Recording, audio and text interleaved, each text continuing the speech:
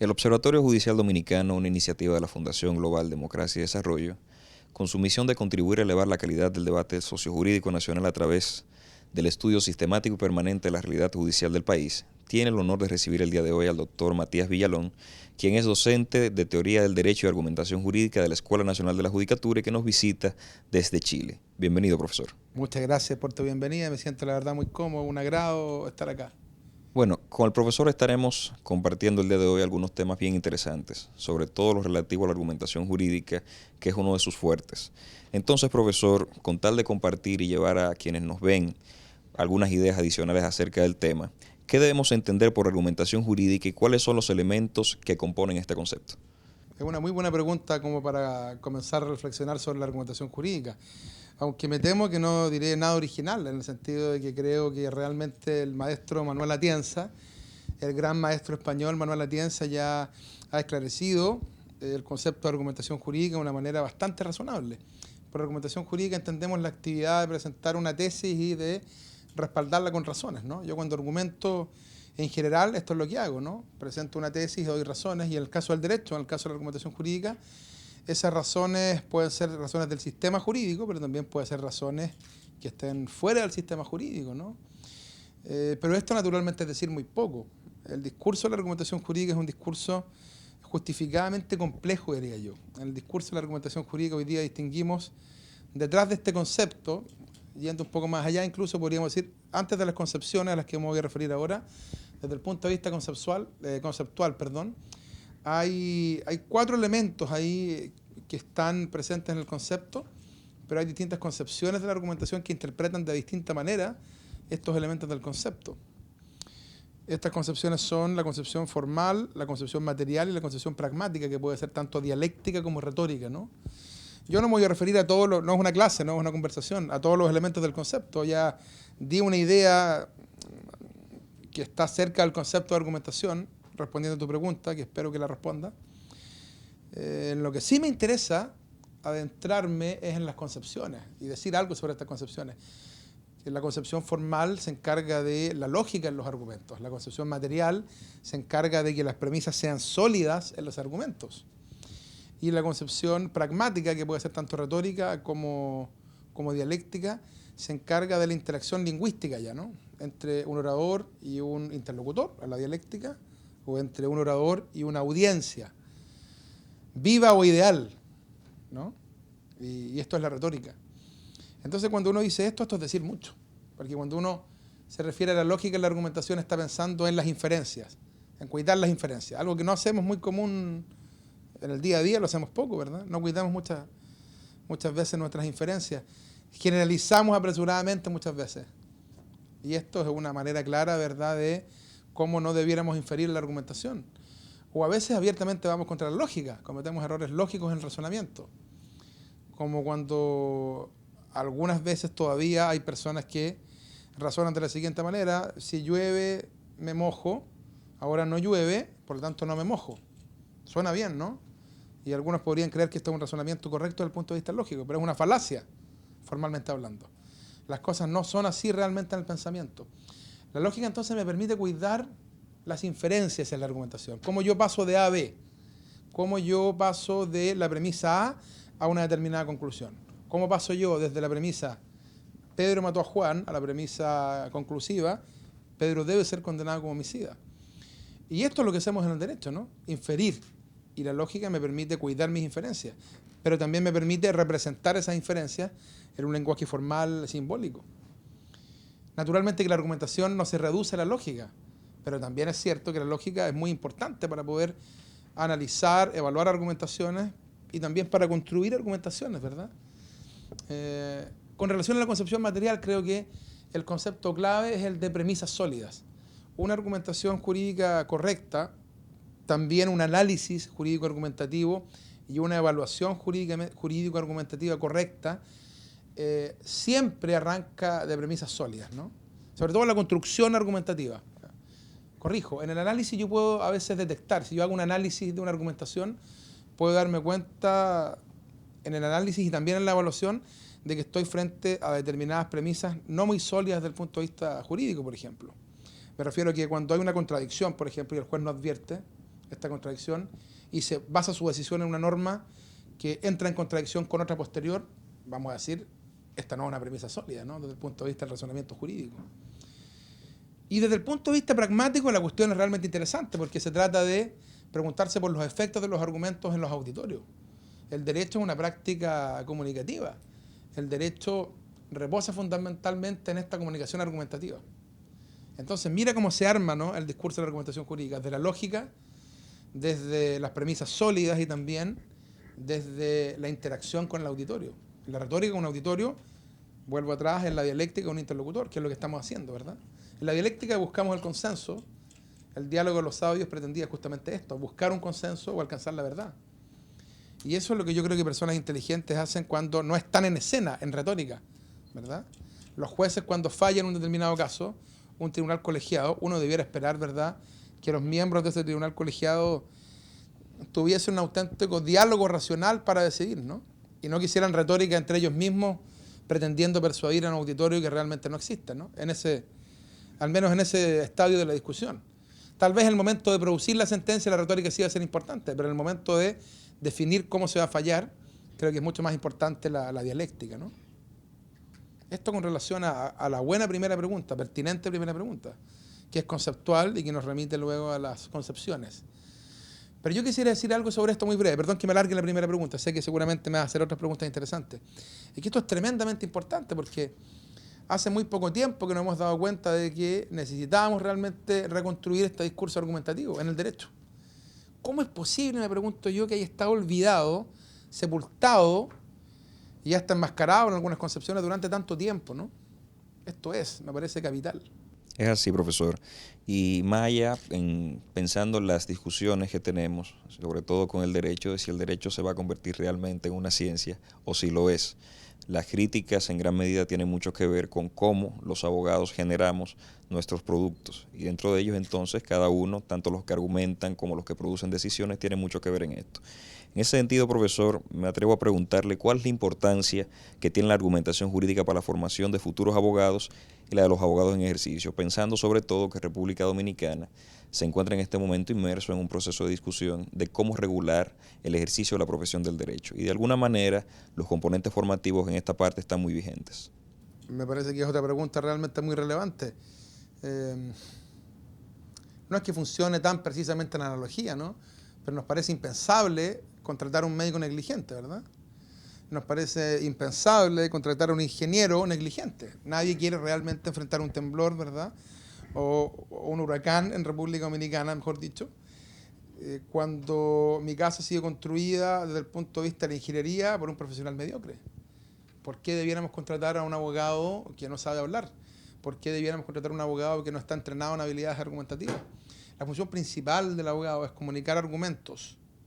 Cuando uno habla de defensa, cuando uno habla de comunicación, al final la cuestión se reduce a comunicar argumentos jurídicos para convencer al juez, ¿no? Entonces, desde este punto de vista, no es que sea importante, es fundamental. Es fundamental. Y la enseñanza del derecho, esto lo he dicho también muchas veces el maestro Manuel Atienza, tiene que estar orientada a las habilidades y no en cambio al conocimiento de un conjunto de enunciados normativos que los podría guardar hoy día, en el año 2015, todos los del mundo, ¿no? No todos los de República Dominicana. Todos los enunciados normativos del mundo los puedo guardar en mi teléfono. No ocupa mucho espacio, ¿verdad? Parece que 5 canciones de Zacarías Ferreira ocupan el teléfono más espacio que toda la legislación del mundo.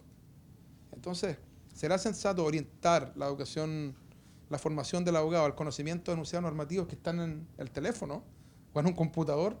Claramente no, ¿verdad? Y Harvard y Yale lo tienen muy claro, las grandes escuelas europeas también lo tienen muy claro. La educación jurídica tiene que pasar justamente por la formación argumentativa. Y de nuevo, cuesta entender que la argumentación jurídica haya estado olvidada durante tanto tiempo. Esto no quiere decir que tengamos que formar abogados para ser sofistas como había sofistas en la antigua Grecia, ¿no? Porque ya he dicho anteriormente que el discurso argumentativo en el derecho es mucho más complejo. La argumentación tiene lógica, cuenta también con reglas metodológicas para construir premisas sólidas, estoy hablando desde el punto de vista de la construcción, y también tiene retórica dialéctica. Y cuando pensamos en retórica no tenemos que pensar necesariamente, y ni siquiera tenemos que pensar como una posibilidad seria, el comportarnos como sofistas, ¿verdad? Podemos naturalmente asumir un rol ético y al mismo tiempo ser buenos argumentadores en la retórica. La retórica aristotélica, por ejemplo, es una retórica para la defensa del bien. Es verdad que alguien podría decir que vale alguno que otro truco para defender el bien, ¿no? Pero esto es como... Perdón que te ponga el ejemplo, pero seguramente viste Star Wars, ¿no? Sobre todo ahora, ¿verdad? Entonces, cuando uno ve Star Wars, raramente, uno podría decir nunca, Obi-Wan Kenobi es el que saca primero la espada láser, ¿no? Pero si el lado oscuro la saca, si Darth Vader saca la espada láser, naturalmente que Obi-Wan Kenobi va a utilizar la espada láser. Solo que la diferencia está en que Obi-Wan va a ocupar la espada para defender el bien, ¿verdad? Y lo mismo debiera ser un buen rétor. Y en este sentido creo que los abogados que creen que lo están haciendo muy bien porque son buenos sofistas, al final del día esto es pan para hoy, hambre para mañana. No me cabe ninguna duda. Soy receloso de que vaya a mantener ese Ferrari que se compró defendiendo a varios narcotraficantes durante mucho tiempo, porque la credibilidad del foro judicial se va perdiendo y los jueces se dan cuenta cuando son engañados. Y estaríamos, profesor, subutilizando el derecho. Y en ese sentido, si fuera así, ¿por qué? Lo estamos subutilizando, me encanta esa expresión. Nos queda tanto el derecho por descubrir. Ahora que se abrió esta ventana a la argumentación jurídica, podemos decir que estamos renaciendo desde el punto de vista jurídico. Porque el giro ha sido copernicano realmente. Ha sido un giro tremendo. Antes nos abocamos a... Piensa, por ejemplo, en el naturalismo durante gran parte del medioevo. Piensa en los distintos tipos de naturalismo. ¿De qué estaban preocupados los naturalistas? En fundamentar el derecho. ¿De qué estaban preocupados los positivistas? En describirlo normativamente. Los realistas fueron más allá porque se preocuparon del mundo de los hechos, ¿no? Se preocuparon del derecho en acción, como han dicho varios realistas famosos. Pero los realistas se quedaron en este discurso descriptivo. Y realmente, cuando se produce la asunción del derecho como argumentación, se reúnen distintos puntos de vista sobre el derecho, es ahí donde realmente la cuestión cambia. Pero esto pasó ahora, ¿no? Entonces, si es que nos vamos desde el naturalismo, hacemos un poco de historia, desde Santo Tomás hasta ahora, resulta que el discurso argumentativo jurídico en serio no es un discurso que tiene más de 40 años, ¿verdad? Es muy joven la argumentación jurídica. Y en este sentido es como República Dominicana, que es una patria joven, que ya tiene mucho, pero que uno espera puede tener mucho más todavía, ¿no? Y por eso es que es un país tan admirable. Y uno dice, como seguramente les pasa a los alemanes cuando miran también a República Dominicana, porque ellos lo podrían decir con más propiedad desde el punto de vista del sistema jurídico evolucionado que tienen. Hoy día en la escuela estábamos leyendo este gran libro de Robert Alexy. ¿Por qué estamos leyendo este libro de Robert Alexy? ¿Por qué nos damos el trabajo de leer un libro como hacían los viejos juristas en los 50?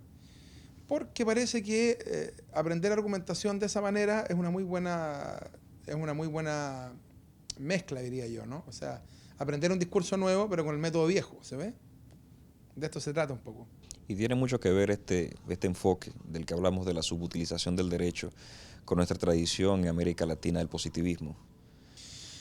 Tiene que ver con el positivismo, sin ninguna duda, porque el positivismo de Kelsen, por ejemplo, que es un gran exponente del positivismo, deja fuera en gran medida, a la argumentación la deja fuera totalmente, pero cuestiones que están muy cerca de la argumentación como la interpretación casi no tienen tratamiento en la teoría pura del derecho. La interpretación del derecho en la segunda edición de Kelsen no debe tener más de 10 páginas en el tratamiento. Apenas, ¿no? Y Hart, que es otro gran positivista, tampoco le dedica tanto tiempo a la cuestión de la adjudicación, ¿no? Que está vinculada también con la argumentación jurídica. Hart sí va más allá que Kelsen en lo que tiene que ver con la argumentación jurídica propiamente tal y con la adjudicación, que está vinculada con la argumentación jurídica. La adjudicación del derecho en sede judicial. Pero tampoco puede decirse que haga mucho el gran Hart, ¿no? Tal vez Carrió, su discípulo latinoamericano, llega un poco más lejos, parado naturalmente sobre los hombros de un gigante, ¿no? Hart. Pero tampoco uno podría decir que Carrió desarrolló una gran teoría de la argumentación jurídica o una teoría aceptable de la argumentación jurídica, ¿verdad? Entonces, claro, o sea, la cuestión es ¿por qué argumentamos tan poco? Porque no conocemos la teoría de la argumentación jurídica. ¿Y por qué no conocemos la teoría de la argumentación jurídica? Bueno, porque hemos estado algo extraviados con las enseñanzas de las vertientes positivistas y las vertientes realistas, también las incluyo. No es que no tengan nada que aportar, pero es que, honestamente, sobre la argumentación dicen muy poco. Profesor, en ese mismo orden de ideas, pensando ya en los aplicadores del derecho, en los jueces, y bien que los jueces toman de materia prima las argumentaciones de las partes, pero a la medida en que esas argumentaciones, que esos argumentos son débiles o de bajo nivel, entonces podría empobrecerse la sentencia. Se empobrece la sentencia y se empobrece el país. Los ciudadanos empiezan a desconfiar de los jueces. Los ciudadanos no creen que sus jueces hagan buena justicia. Los ciudadanos empiezan a desconfiar de los jueces. Y cuando esto pasa, la justicia se debilita. Y sabemos que esto es importante y esto es grave. A mí me parece que una de las grandes virtudes que tiene el discurso del derecho como argumentación es justamente percatarse de que estamos en democracia, ¿no? Parece que los positivistas no pensaron mucho, menos los formalistas, ¿no?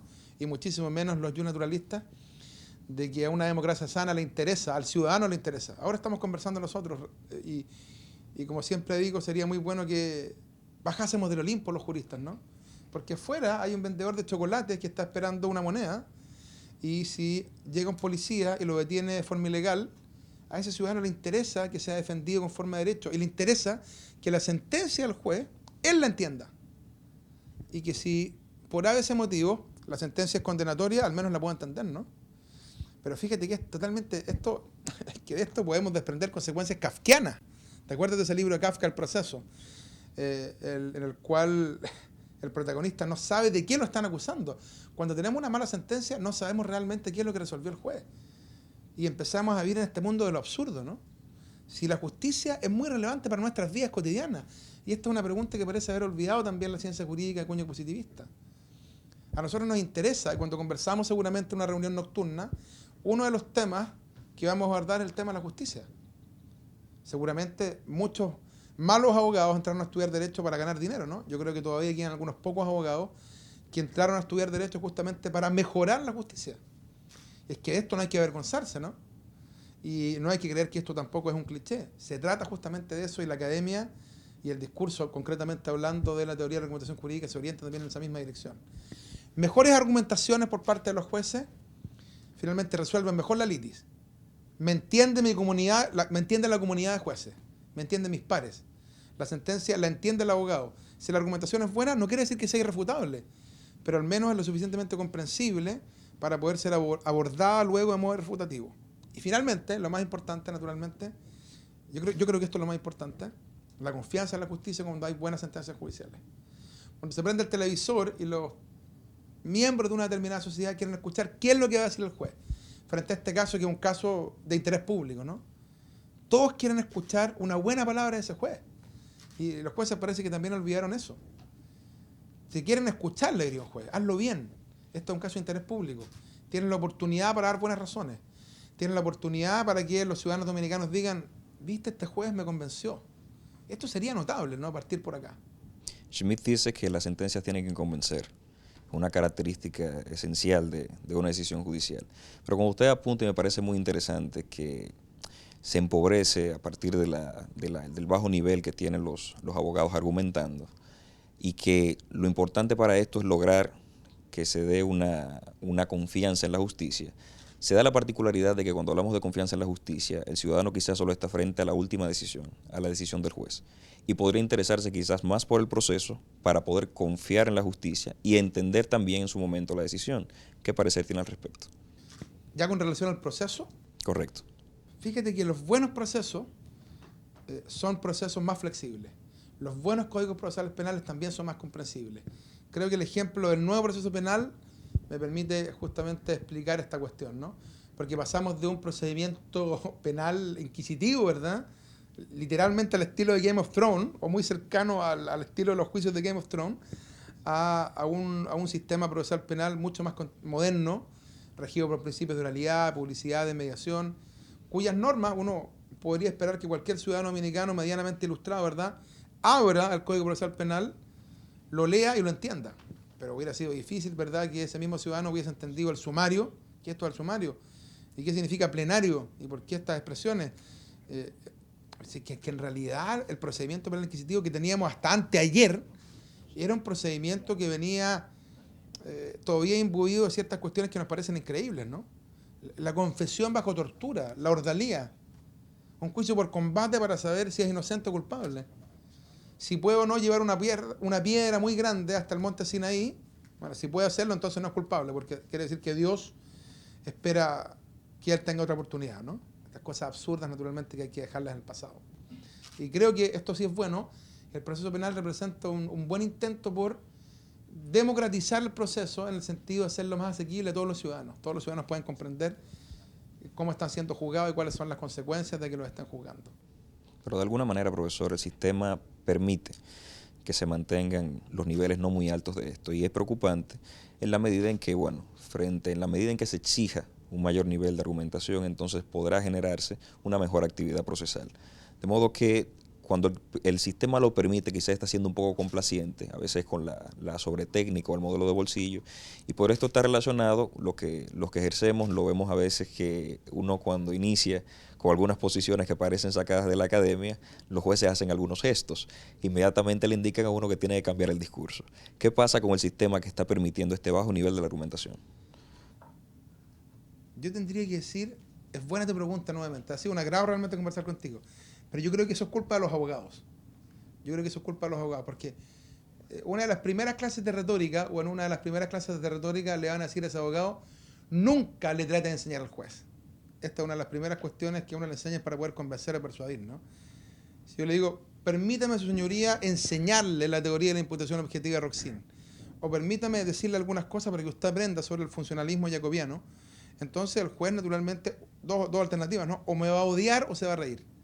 Ninguna de las dos es buena, ¿no? En cambio, con criterios retóricos y también con criterios pedagógicos de la retórica, yo puedo hacer dos cosas. Primero, puedo plantearle la cuestión en términos inteligentes al juez. Es muy distinto a decir lo que dije anteriormente, a decirle al juez, su señoría, solamente en aras de la responsabilidad que tengo con mi cliente, tengo que decir algo que usted ya sabe, y sabe mucho mejor que yo.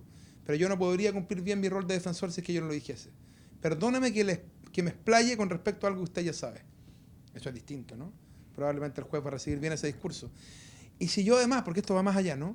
Soy capaz, fíjate, de ocupar las técnicas retórico-pedagógicas para esclarecer los complejos discursos alemanes, que son complejos pero que son realmente muy interesantes, por poner un ejemplo, entonces realmente estoy saliendo a flote con la buena retórica.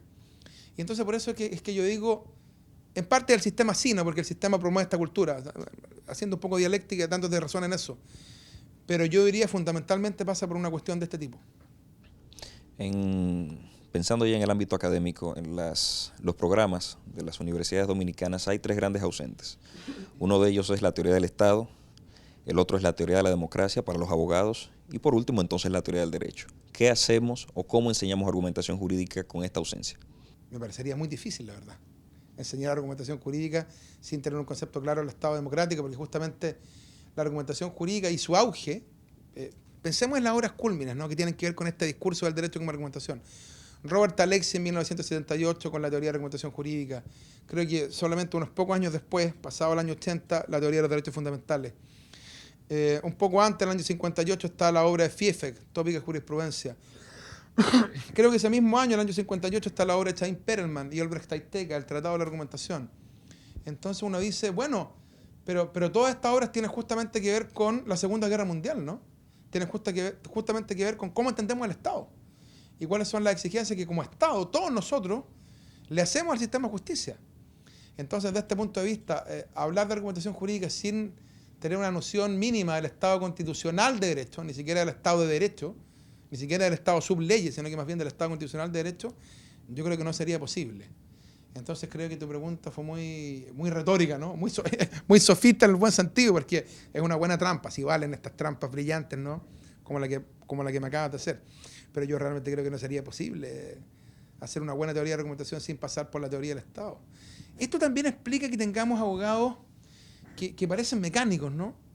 No tengo nada contra los mecánicos, mis grandes amigos son mecánicos y los admiro, pero no puede ser que un abogado lea lo mismo que su cliente fue condenado a cadena perpetua, o que a un abogado lee lo mismo que su cliente fue condenado a 5 años y que su mujer está llorando. Si tuvieran poco de noción realmente del nuevo Estado de Derecho constitucional, tal vez las cosas no serían así, ¿no?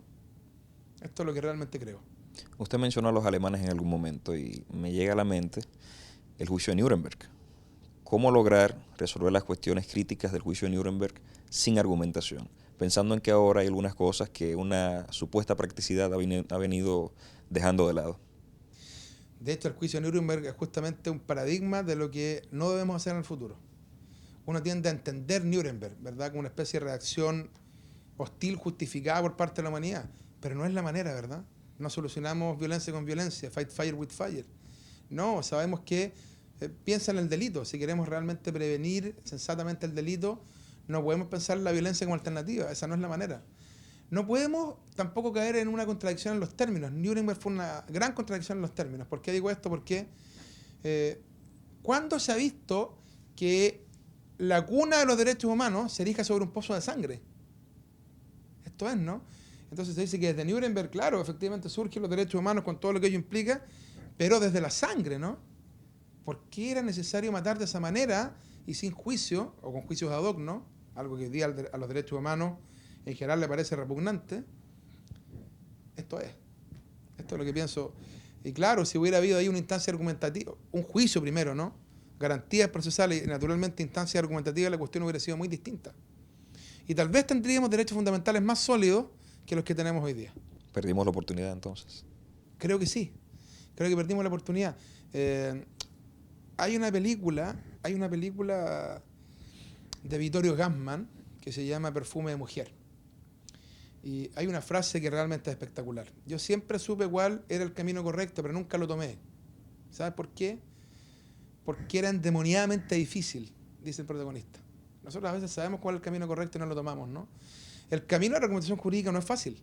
El discurso de la argumentación jurídica va a obligar a que los abogados se preparen mucho más. Y esto naturalmente es un esfuerzo que ellos tienen que hacer, ¿no?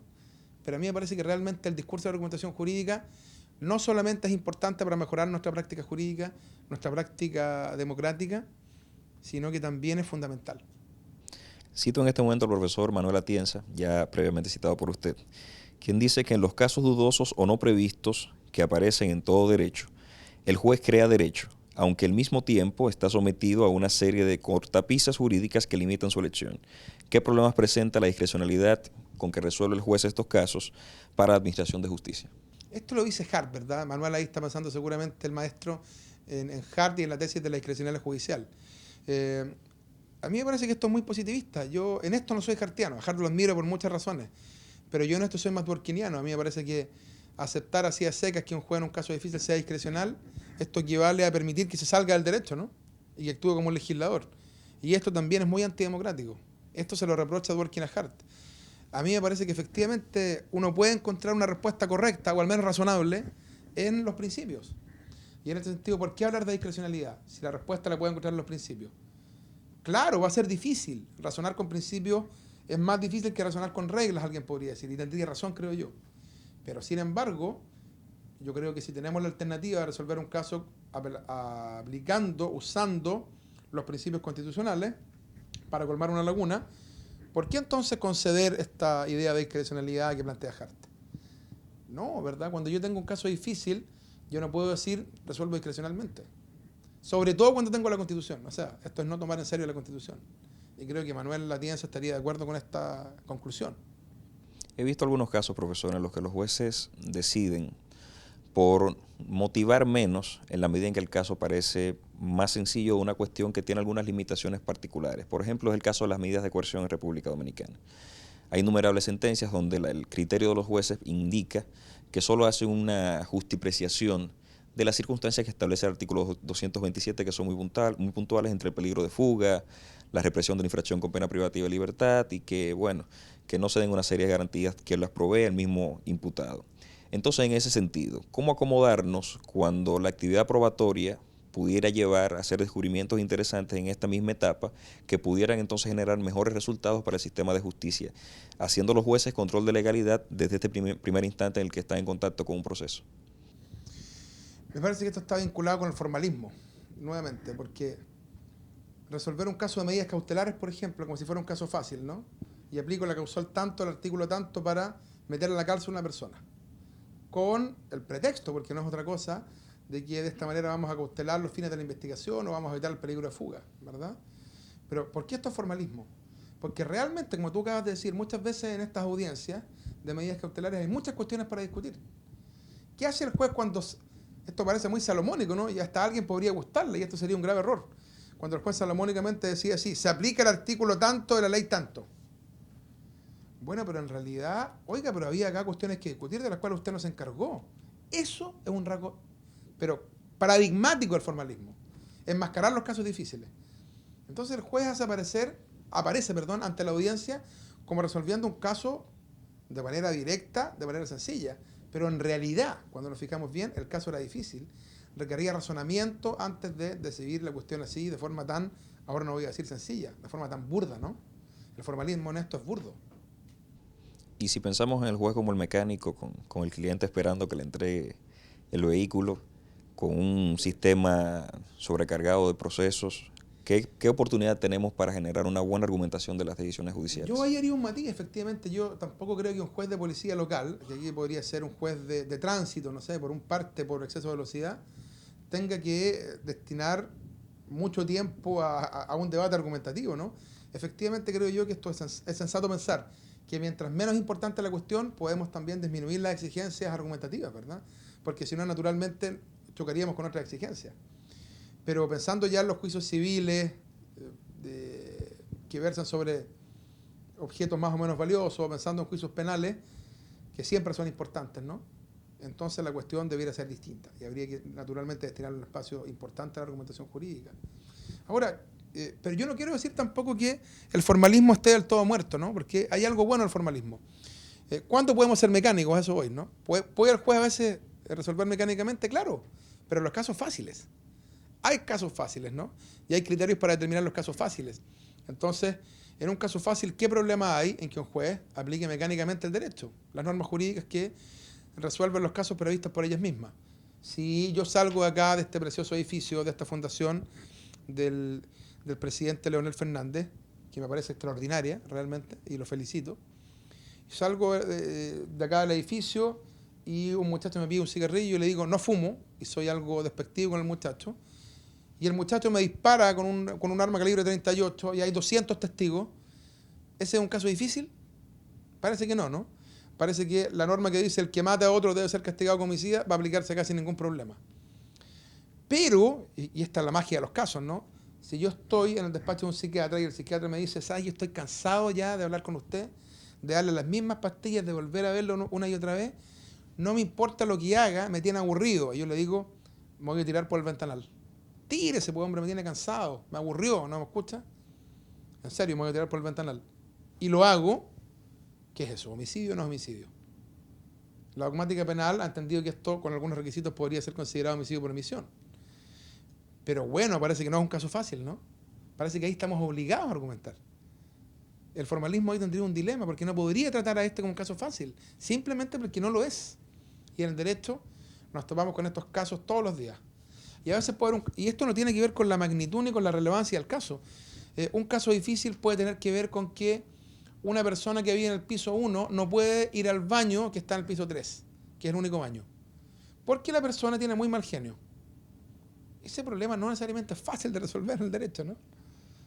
Esto es. Bueno, profesor, con esta pregunta llegamos al final de nuestra entrevista. Muchas gracias por concedernos el honor de compartir con usted en nuestra Fundación Global Democracia y Desarrollo. Muchísimas gracias a usted, realmente ha sido un agrado haber pensado y reflexionado estas cuestiones. A todos las gracias por haber estado con nosotros en esta entrevista del Observatorio Judicial Dominicano. Recuerden seguir nuestro producto en nuestra página web www.ojd.org.do y también en nuestras redes sociales. Será hasta una próxima entrega de las entrevistas del OJD.